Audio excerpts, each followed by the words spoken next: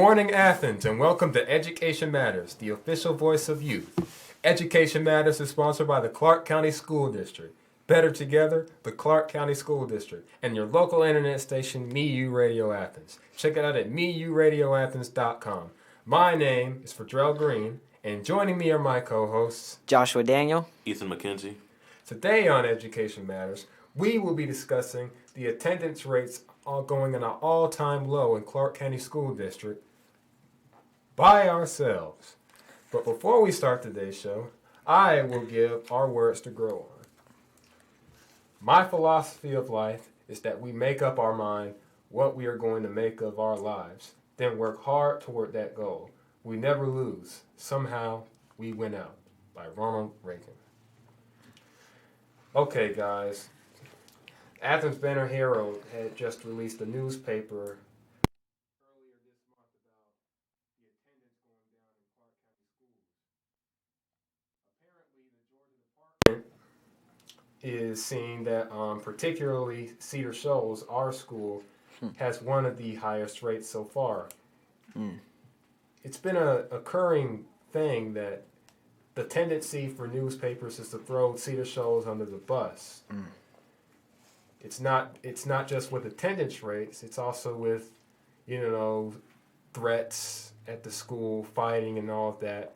But that's not what we're talking about. We're talking about the attendance.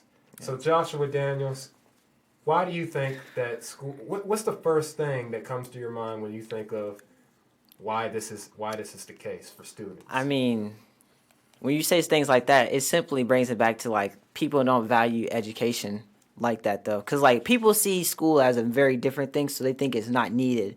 Or, like today, I asked a lot of people today what they think of school, and they thought it was just not needed or was just a waste of their time. And it's just a lack of information that's useless to them.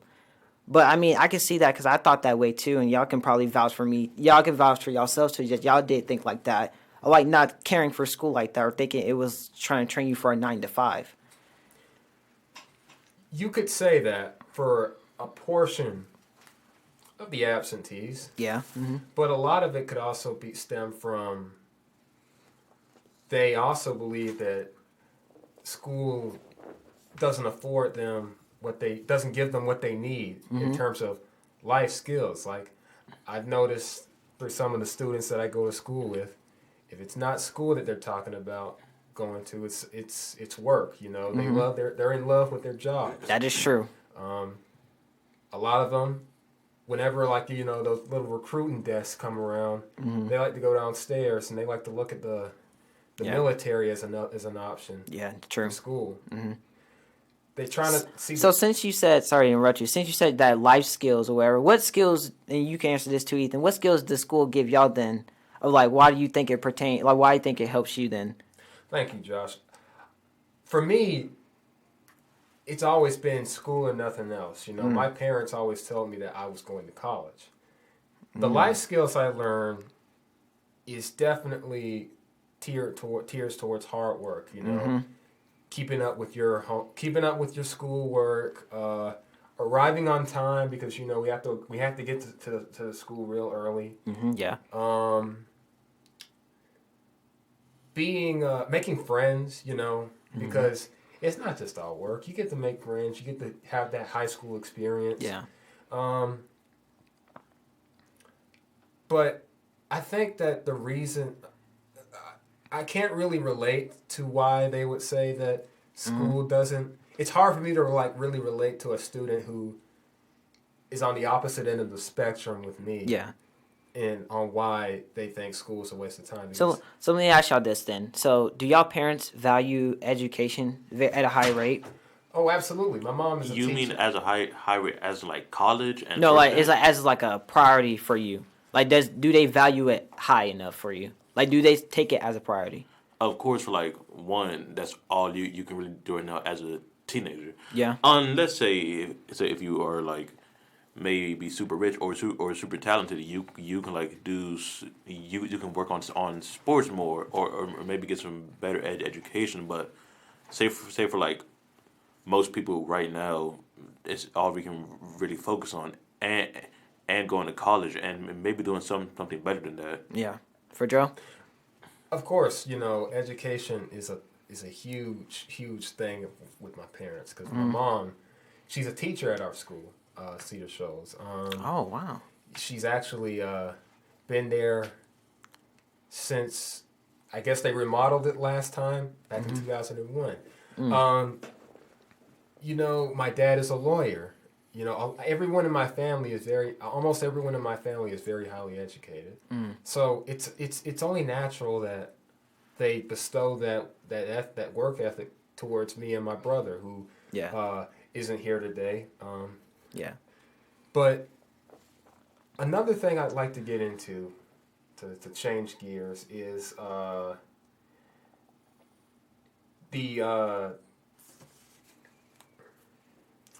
the thing that gets you looking forward on a school day. Because I noticed that another issue that could come into mind is the students really don't have anything to look forward to when they go to school. Yeah. So you're asking us, what do we look forward to? I'm asking you that. What I'm also asking you is why you think it's the case that they don't look forward to going to school. Well, from the people I interviewed and everything, they really said that it can be because school is school, and then the school that Cedar Shoals is made of, it doesn't do their day right. It just as soon as they walk in, it's like their mood is already down. They're not feeling it and everything. And then also plus in it is like the teachers too. Because like some people said that some teachers, you have those good teachers that teaches you well, but also you have those teachers that you're not so cool with, So it kind of makes your day a little iffy. I think part of that is because of the pandemic too. Pandemic. Say this. We were all used to going to school every year. Oh yeah. And then out of nowhere, it just gets cut. A whole year and half a year gets cut too. So going back to it, some kids are probably like, okay, what if I can do it virtually? Or since I did it like this last time, why can't I keep on doing it this time? And then at the same time though, why do I have to be there if I can if I can do schoolwork at home and not be physically there? And they also gave that option too to people. It's like, you want to be virtual. Like they send the email, if you want to be virtual, you can. So now that they have that option too, like for me, when we was on virtual, I think it was good, but it's like that social interaction, that physical interaction wasn't there. So it made work not really enjoyable, and I missed a lot of school. Yeah, But in the psychological aspect too, we got a break of doing something that is routine, going to school, sitting down, and learning.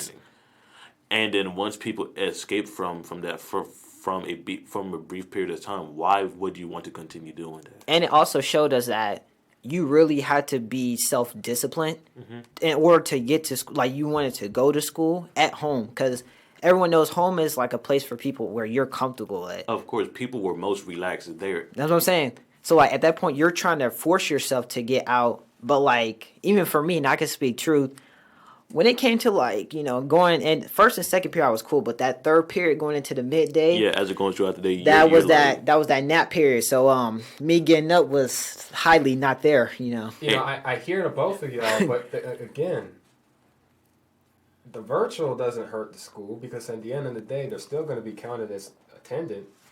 Yeah. If you're talking about as in hurt school, as in like the statistics, it's improved that, but the problem is the repetition got ended. Yeah. But again, though, like I said, and also you think about it, we've been doing this for so long that people are starting to get tired of it. It's like once you do something for so long, like people are getting tired of going to school, learning the same stuff every day, that they want to do something else. They stop caring. And that's what I did too.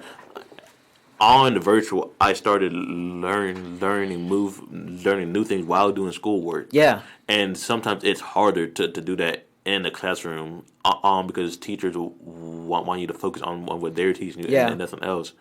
And that can really hinder creativity too. But I really think virtual led to a bigger, how can I say it? It let the kids be more creative while learning at the same time. it gave that opportunity to open up, like you can say, your third eye into something different. But like says for in the classroom, you're giving your whole attention to what they're teaching you and what they want you to learn, which is why people in Cedar Shoals don't really go to class. They walk the hallways. They will literally walk the hallways that entire day just to avoid going to class and just sitting there and being bored in that way. Which I don't know if I can do for 8 hours that day. I'm gonna be honest. Like I'd probably go there for a day, but I can understand like them dodging that class so they don't have to sit there and be bored. Yeah. I hear that, but it kind of sounds like the two of y'all are giving like a lot of reasons for why they'd love to stay at other than class, for why they'd love to stay at school. But it's like there's not even that. It's like but how does this go into why the attendance is so low though? That's what I'm saying. It's like Just how we just said, people don't want to be in the classroom anymore because the cycle got cut. Like it's and like, they are trying to bring it back again, and people aren't having it. Well, simply. it kind of, because now I'm kind of all over the place. Are we talking about classroom attendance, or are we talking about overall showing up to school? it's Both. it's the overall attendance plus the classroom. Because even I asked the teacher of like how does classroom attendance affect your teaching ability, and it's like students coming in and out. It can distract her, but she got so used to it that it's like numb to her now. You know? Yeah. Thank you, Josh. You really opened my eye to that, because I was really talking more about why they're not showing up to school. Yeah. The attendance, let's be honest, our school, it's normalized this kind of thing, man. I think it's at every school, honestly, Yeah, it's not just us, ours. because every school has those people that don't want to be at school. But the thing is though, they'll only do like the hall sweeps and stuff if there's a fight that breaks out or anything like that starts to come into loose. But we'll get more into that on our next segment. The low attendance rate at Cedar Shoals. And with me, I have my co-host. Fadrell Green. Ethan McKenzie. So, before we went into break, I was looking at the article from Athens Bannerhead, and it was saying how Cedar Shoals has the highest rate of students who have missed more than 15 days of school at 47% of students. So, that's kind of a very high rate just for people to miss 15 days of school or more. So, yeah. What do y'all think of that? But what I think about is, well, one is 48%. Oh, excuse me. I mean that Yeah. that makes it worse, but Yeah. it was during the 2020 and 2021 school year. Mm-hmm. That's when the pandemic hit the most, and when we had virtual. Mm-hmm. And then I think to myself, how are they counting those numbers?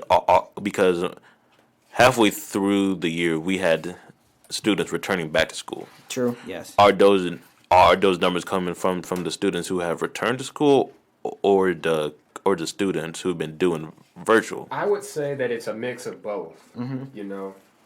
Heavily from the virtual, because I noticed that if it's not technical difficulties, it's that the students, they don't have enough of an attention span to stay online on a computer to go to school. Yeah.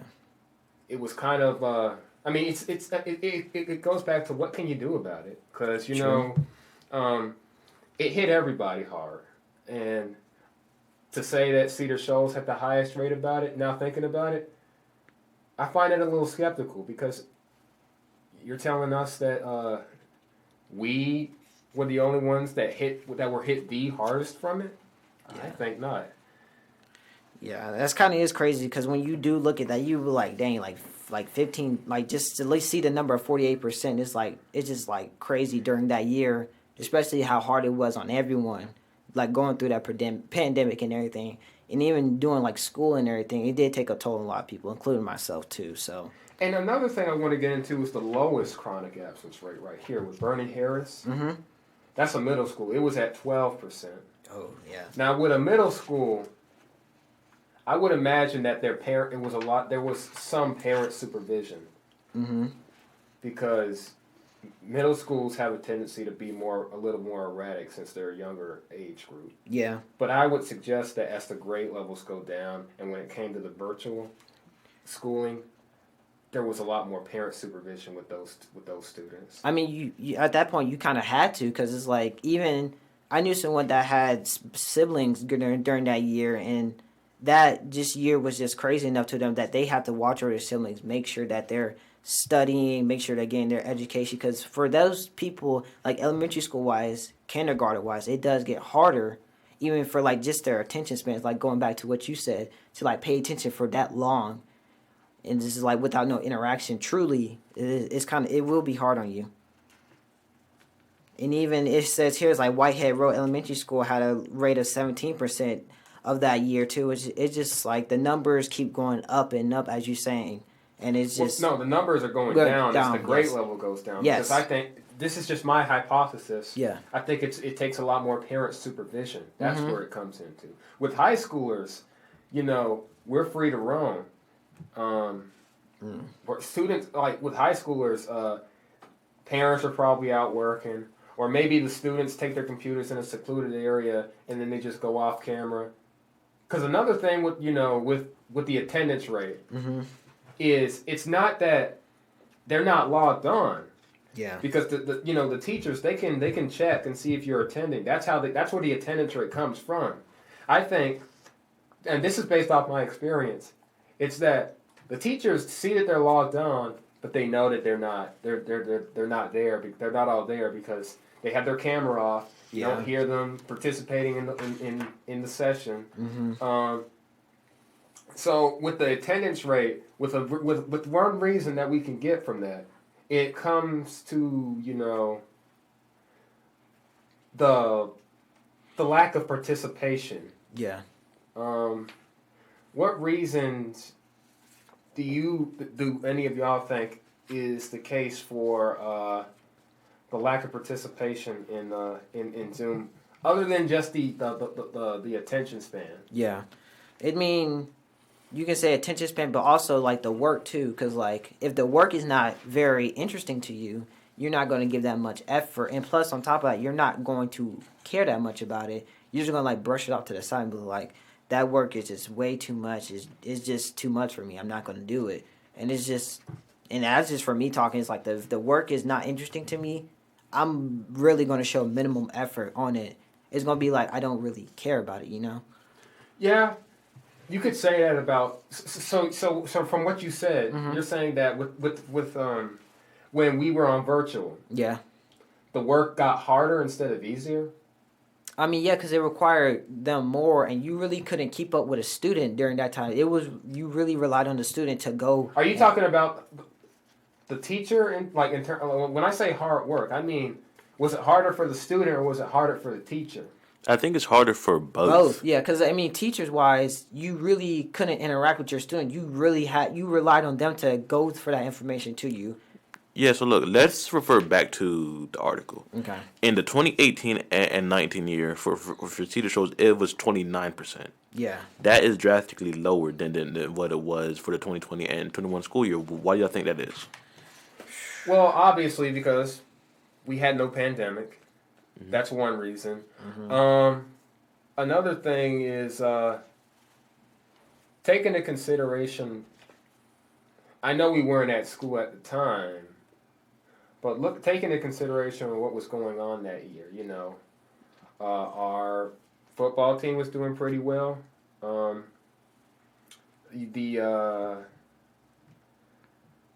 We were getting rising freshmen. Ethan, I can't really answer that question.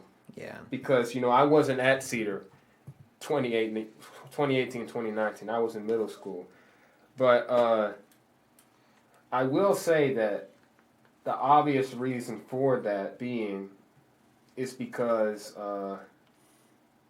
there was no pandemic at the moment. But also on top of that, as you can see in the article, it says that Gaines Elementary was 23%, making them the next highest, but also having Clarke Central the highest too. So both of those, Clarke Central was tied with Gaines School with 23% as well. So you can see both high schools in the Athens area was both at a very low predicament. I think a better question to ask. Okay. We're asking why do you think it was so low? 23% is still a high number. That is true, yes. Let's talk about why it was so high still. Yeah. Because look at the let's go back to the attendance rate virtually. Yeah. Let's go back. It said that Whitehead and Bernie Harris were at 12% and 17%. Mm-hmm. That's virtually. That's during the pandemic. But even just a year. Cedar Shoals had 23%. There was no pandemic. Yeah, that's just a year before it, you know?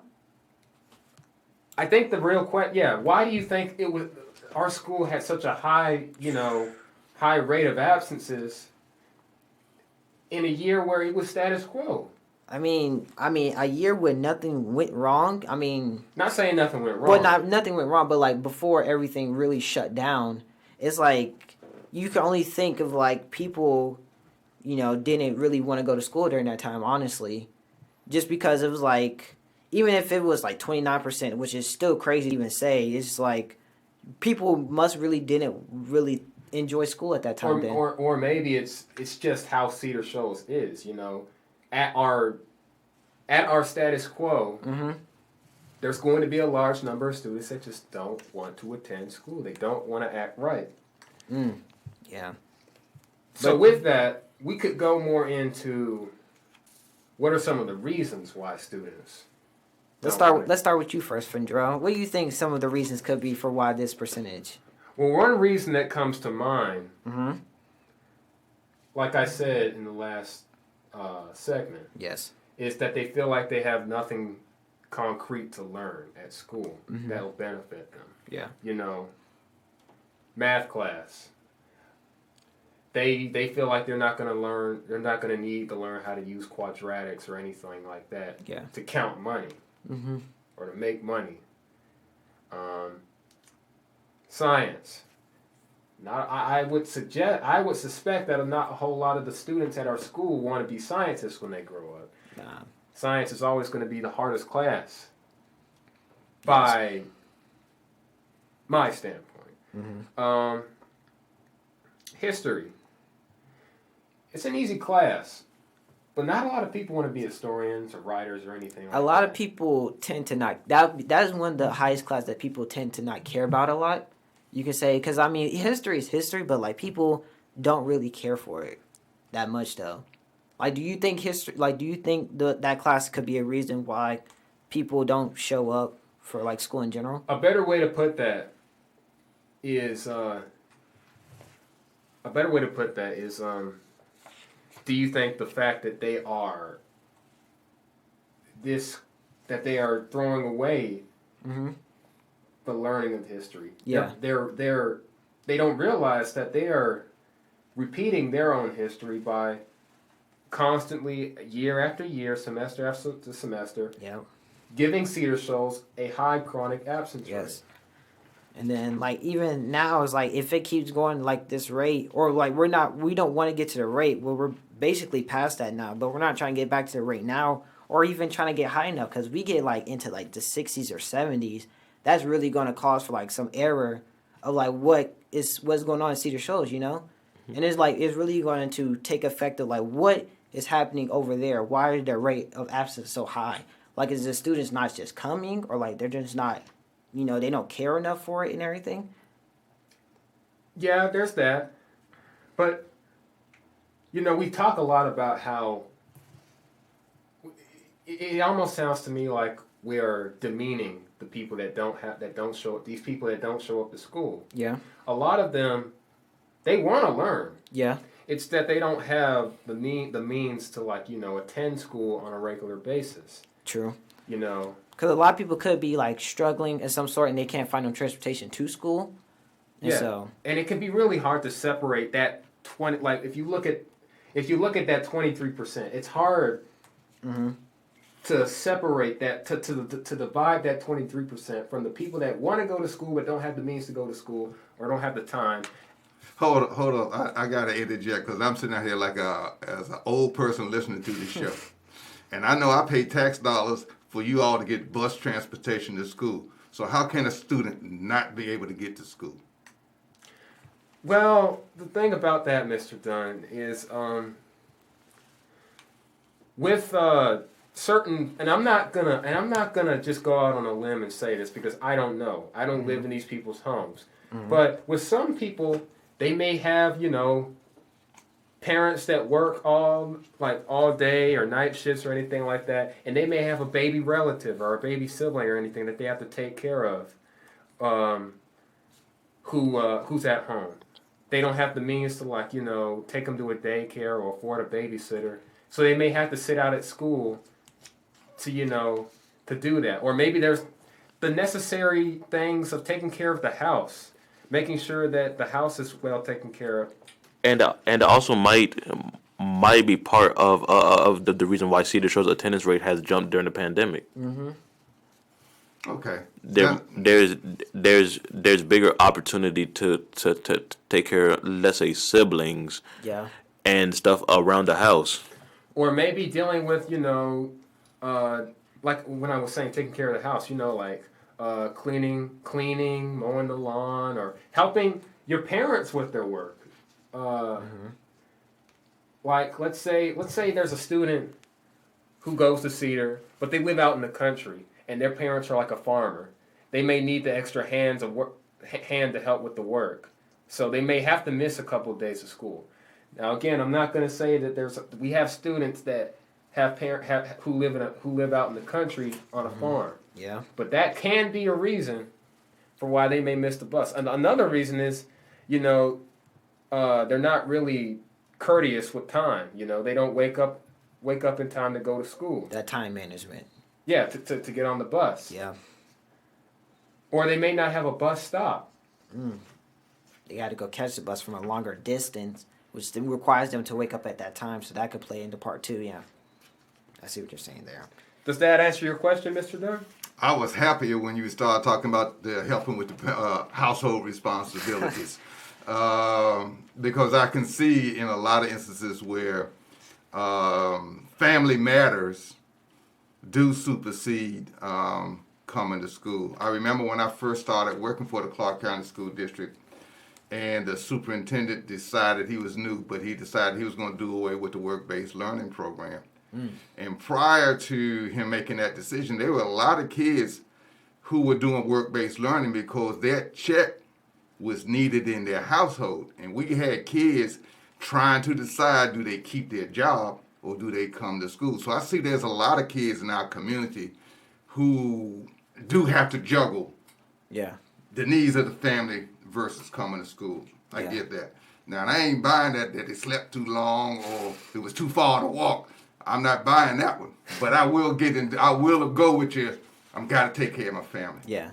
Because, even now, besides from the article, I know there's people, they really have to take care of that household and really, step up into that realm of, being that adult of the house rather than being the children in the house, though. But we will get into that in the next episode after these messages. Back to Education Matters, the official voice of the youth, where we are discussing the highs and the lows of the CCSD attendance rates. My name is Fadrell Green, and joining me are my co-hosts, Joshua Daniel. Ethan McKenzie. Now, again, let's go back into the article we were reading. Okay. So right now we're in the current school year. The data is incomplete, but it says that the attendance levels in Clarke County are higher than the pandemic year, which is a good thing, but they're still lower than 2019-2020. So it's kind of in the middle right now, as of right now. We just got off the pandemic. We're trying to get back in the status quo. Well, seeing what I saw in this article, I hope we aren't trying to get back in the status quo. We're trying to make ourselves better. But where do you see the school year heading in terms of attendance rate based off of the two of you's your viewpoints on how this is going? I mean, just looking at the rates from middle schools during the 2020 and 2021 year, it was just at a high of 89% all the way to 94%.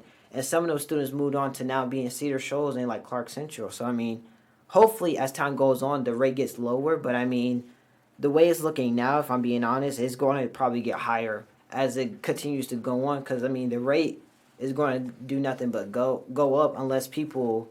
unless their care for school starts to become more higher, and they want to do the attendance better. I think schools, seeing from how we have went to how we are now, it is getting better, but it's getting better at a kind of slow rate. I Yeah. think schools are probably going to implement measures to make sure it gets better or better than it has before. Yeah. Because I'm pretty sure they had seen this rate, and it was like, all right, now we know how to take precaution now, and let's try to readjust to that so that it doesn't get this high again. Yeah. What is your take on that, Fedora? How do you see in these upcoming years? Well, I'm looking at Cedar Shoals. It increased to 86%. This is what it is at right now. Okay. And Clarke Central, it increased to 90%. Now, looking at that, I'm gonna speculate right now. Let's go into the ethnicity background. Mm-hmm. You know, and Mr. Dunn can jump in if I'm wrong or not. But between Cedar Shoals and Clarke Central, who has a higher African American number of African American students? I'm pretty sure. I'm sure Cedar Shoals on that one. I'm guessing it's Cedar Shoals. Yes. Now with Clarke Central, I'm also going to guess that they have a higher Caucasian populace. Now the reason I'm bringing that up is look at Clarke Central. It's higher than Cedar Shoals is by a whopping 4%. Mm-hmm. I would speculate that that's because with the number of Caucasian students they have, that adds into the number of people that attend school. Okay. Why do you feel like race is a part of it? Because from my perspective, it is common that the African American student is the one not attending class, acting a fool, and starting all the ruckus. But it's the Caucasian student that attends class, does the best they can in all their endeavors, and goes home safely. That's just my viewpoint on it, based off what this has given me and based off what I have seen. Any thoughts on that? Yeah, that was an interesting take you said right there. But I mean, I will say that Cedar Shoals probably does have the higher African American rate, and then to your point, you might be correct about that. It was like the rules are reversed in that way because people are so used to black people being the ones that don't do it. But also it's not just black people. It's a mix of all races because you also think about it. We also have a rate of Latinos, Hispanics here as well too. Mm-hmm. I get that. Yeah, But I get that. But when you bring in Hispanics, then you go into the minority question. Why is it that the minorities are the ones that have the higher rate of absences? Because you think about the two highest races in Cedar Shoals. I can't speak for Clarke Central is black and Hispanic. And then it's the white people are the minorities in that equation because those are the two highest rated population in the school. And so you could take them into account of also the attendance rate being so high in this predicament as well too. And do you think it's all race too? Because, or do you think it's the difference between our disciplinary actions at Cedar Shoals compared to Clarke Central for kids not showing up to school, or skipping classes? No, we're talking about absences of kids not coming to school. Yeah, I Because get that. because one, Central gets funded more than us. Fact. Central gets funded more than us. They got more to lose if their attendance goes down. I'm not saying we have less to lose if our attendance goes down too, but do you think that's also a factor aside from race? You're saying that you're asking me, do you think it's because of how the teachers teach the students? How the teachers teach the students and the disciplinary measures, or Well, I think again, I'm going to use the race question. I'm going to use the race topic again. From my perspective, it doesn't really matter in terms of what the Caucasian student, what teacher they have or anything like that. Based off my experience, it doesn't really matter who they have as an advisor to like give them the work, because if it's a sub, you know, who just puts up the work and doesn't really communicate well, they'll go on there, they'll take initiative and they'll do it. If it's an African American, they have to have someone holding their hand to really guide them through that work. That's just my perspective. It's a hot take, but it's going off of what I've been given, and it's going off of what I've seen. And at the end of the day, that's all the three of us are doing right now. Yeah. What's your opinion, Josh? I mean, what was the hot take you said again for Joe? Again, with an African American, they need a teacher to hold their hand through the assignment. With the Caucasian, with the white person, they take the it's common now. It's common that they take the initiative, regardless of the teacher, to do the work. Mm-hmm. So I see, and I'll use an analogy. I am with Cedar Blueprints, the school newspaper. Okay. Most of the journalists, the staff, are white. I'm probably one of the few black people there. The whole basis of that is taking initiative.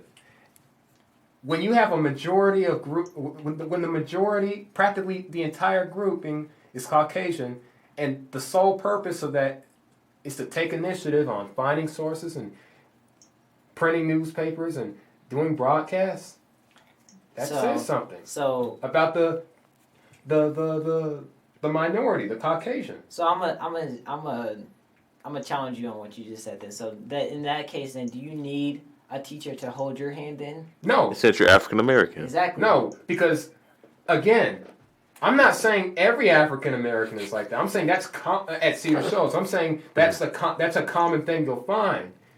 I'm not talking about all of them, because I know plenty of black people that do the work. Yeah. You, Josh, and you, Ethan, me, a guy I know at school named Mitch.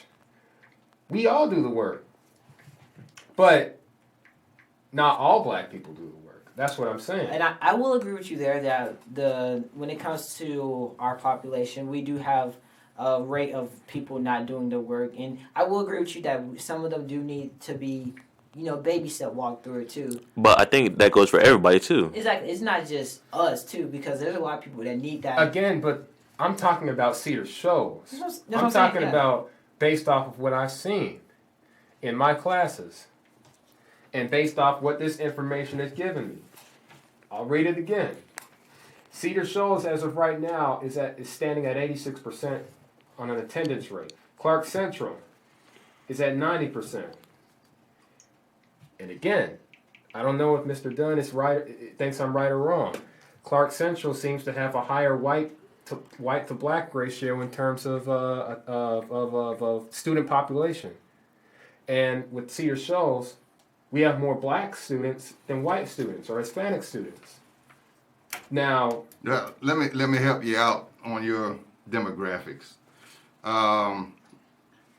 Clarke Central's school population is 42% black. Cedar Shoals is 52.2% black. So there's proportionately more African Americans at Cedar Shoals than at Clarke Central, to answer your question. Mm-hmm. Even though blacks are still the majority at both high schools, the percentage of black students at Cedar Shoals is higher than it is at Clarke Central. Now, what about the percentage of white students at both schools? You would ask me that. I'm looking this junk up on telephone. Okay. And y'all know I hate telephone, but it's 13% at Cedar Shoals, 13.8% at Cedar Shoals. But that's just, that's not the only population there too. You also got no. You still got other populations. I mean, I think it is dangerous to speak in generalities, which we often do in society. And because there are white kids who are struggling at both schools as well. There are white kids who don't do as well. But when you break it down racially in terms of academic achievement, graduation rates and so forth, black students at both high schools tend to be on the lower end of the totem pole. The white kids and the Asian kids and Hispanic kids all graduate out of both schools at higher rates than black kids. So, When it comes to getting expelled from school, black kids lead the way. Discipline is considered to be racially a racial disparity. So there's a lot of things working against black kids in our schools here in Athens, Clarke County. No doubt about that. But again, though, it's not that they don't have any. It's not that there's nothing they can do about it. Like, it's in your will to attend class, do the work, to listen to the teacher, and do what you're supposed to do. I see you nodding, Josh. Like, am I saying something wrong? Now, it's in your ability. It ain't in everybody's will. And Yeah. there's a big difference between the two. But you guys need to take a commercial break. Yes, we gotta and go on break. We'll be yes, right back. after these messages. Welcome back to Education Matters, the official voice of youth. My name is Ethan McKenzie, and I'm joined with, Joshua Daniel. And for Drew Green. and we are talking about the attendance at Clarke County schools. But before we start, we have some scholarships that we would like to inform y'all about. To all you ROTC members at surrounding schools in Georgia, the Leadership Scholarship is available to you at the University of North Georgia. You must have already been accepted to UNG and have activated your student banner account to begin an application. This was your Scholarship of the Week, sponsored by Athens Tech. And now on to your To Your Health, sponsored by Drug Free Athens. Companionship is good for the heart. Having quality connections and social supports can increase happiness and longevity. Blue zones, regions of the world where a higher than usual number of people live much longer than the global average, shows that people who are socially active and integrated into their communities live longer lives. You may have a senior in your life that is experiencing social and physical isolation.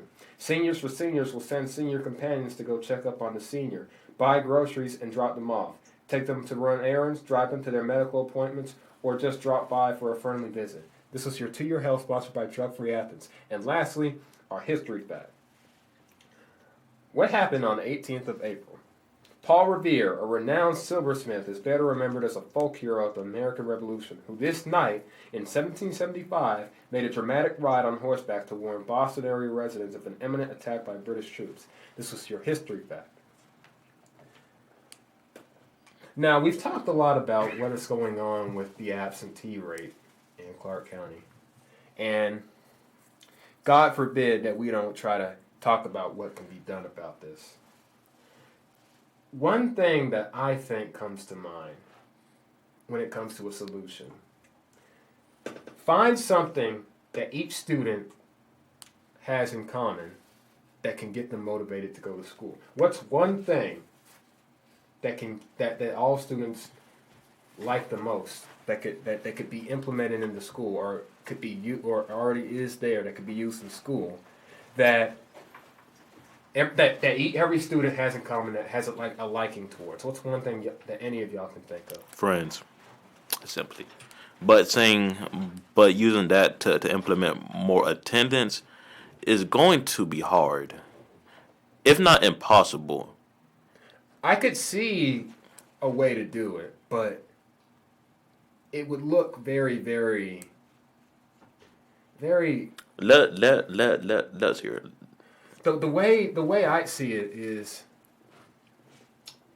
you try to come at their friend, try to spot them out, and have a talk with them, motivate them a little, influence them to come to your classroom, and have it where you have that influence, you motivate that one student, and that motivation goes to that friend, that person's friend who's not so attentive in school. Kind of have like a butterfly effect. What's your take on it? The thing about that is, it's so unrealistic, in my opinion, because to ask every teacher to do that, first of all, not every teacher is like that. Not every teacher is as communicative as the teacher you may have. Second of all, it would take too long to see any real fast effects, and it's all going based off of how that student will take what they learn from that teacher. Why are you putting this on the teachers? Couldn't it be a peer-to-peer activity? Because the thing I'm saying is the teacher goes to finds one student that's not very attentive, and work the magic there. It can't work with a student to student because it's like putting negative and negative together. It's just going to create another negative. But you just said earlier that all the students are negative. You pointed to yourselves as students who value education, who are driven to excel in school. Why can't teenagers take charge of this crisis? Because the people that are doing right, it's been too long now, and there's just the connection between the ones that want to do right and the ones that do wrong. It's so far apart that I can't really see it having see a student with all A's having any real effect on a student that walks the hallways or anything like that. But I mean, what it sounds like you're coming from is like you don't see them being friends with a person that doesn't have that many grades. You're saying like people... and plus another thing, it might take a toll on that student because if the all A student, the person that does right, if they spend too much time with that person, it may take a negative effect on their psyche and turn them into another one of those students that you don't want to be that don't want to be around school and skip the hallways and act wrong. Now I've seen that firsthand happen, and I'm gonna give you an example. A student that I know at Cedar named Don't know names. Okay. Well, I thought you were about to spill. Ooh. A student that I know at school. I had went to middle school with her. She was in 6th grade. She was doing pretty well. She had really good grades. Me and her were kind of a thing. But she somewhere down the line, she started hanging around with the wrong crowd. You know. And she just became this very, very manipulative person who would only hang around the bad kids. Started doing drugs. And this happened when? Oh. I didn't really see the effect till like the very end of 6th grade. She was a very, very good student. What your overall point is sounding like for Joe, it's like you're saying that effect can lead on to the person that's doing so good, and then it's like the person that's not doing so good can affect the other one. But I'm saying that this might sound very offensive, but think of it like a virus. You know, think of it like a virus. You know, the students that do wrong, when they get their hands on that student, that young, what's the word? The very vulnerable. The word that like very like that you can influence very easily. What's the word? Manipulative. No, no, a person who can be like controlled easily. Oh, like just who's vulnerable. Yeah, that's very vulnerable. Who's vulnerable to manipulation, easy to tip over to your side. That girl I mentioned to you who did right at a certain time in my life, she was very. I was appalled at how easy it was for them to like, for the people she was hanging around with to like turn her over to that, to their side, to become a bad student. Of sorts. Honestly, you could say that for kids in general. Yeah. Because if you really want to say it like this, oh, our brains are still developing, stuff like that. But at the same time, But take into consideration that this was in the 6th grade, a time where you are extremely vulnerable but if you do, and influenced. Yeah, but if you do it here, our minds are already ingrained in who we are going to be. I wouldn't say that necessarily. I've seen kids change. Not even like change that drastically change their personality, stuff like that. Trends too. Trends influence people heavily. You can say it like that too. Say for some ever reason, actually there was something like that. There was a trend going around where people were destroying school bathrooms. Yeah. What if there was a trend like that encouraged kids to do drugs or skip school? I wouldn't say it just happened to her at a younger age. Well, of course she's more susceptible to that, but at the same time, though, one, we're still kids. Yeah, And- but I and- see and that. two, I see that girl. Sorry, and there's people are easily influenced. but I see her now at Cedar, and she hasn't changed from what she was like influenced into becoming. Okay, y'all got 2 minutes left, and y'all need to give me a solution. But this is going back to what I was saying about this is why I say this needs to be in the teacher's hands, and this might and this is the only solution I can really think of. But it's also the hardest solution that's feasible. It's the most unfeasible solution. I think this is my just opinion, but out of all the things you said, I think it really comes down to you planning your schedule out. Because I had the opportunity to do that this year, and it made me really start enjoying school because I got to plan out what I wanted and what I wanted to do this year. Not just be like, oh, I'm going to let the people handle the schedule. Because a lot of people have classes on there they don't really want to take. And like when I talk to people and everything, you could tell they don't enjoy that class.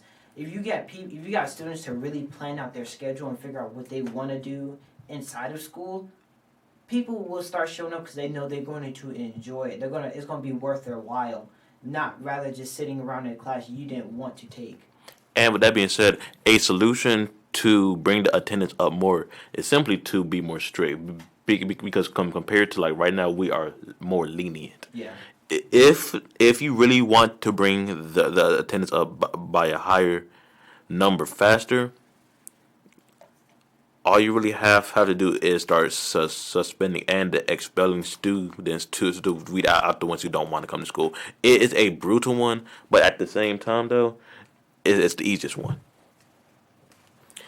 Thank you for listening to Education Matters, the official voice of the youth. Education Matters is sponsored by the Clarke County School District and MeURadioAthens.com. If you missed any portion of this program or would like to hear it again, it could be heard Monday at 5:30 or Thursday at 10 a.m. on MeURadioAthens.com. You can also listen on demand on our YouTube channel, Education Matters Network. Education Matters is a production of the High School Completion Initiative. Goodbye.